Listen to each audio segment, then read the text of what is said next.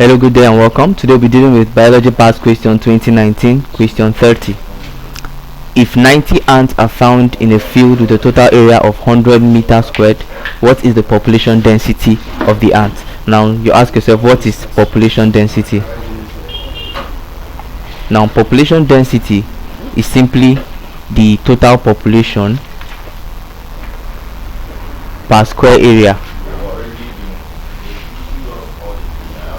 So now what I mean is the total population in a given area divided by square of that area divided by that area.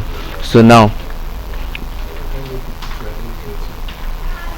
population density in this case, knowing that our total population is 90, will be divided by the area, which is 100 meters squared.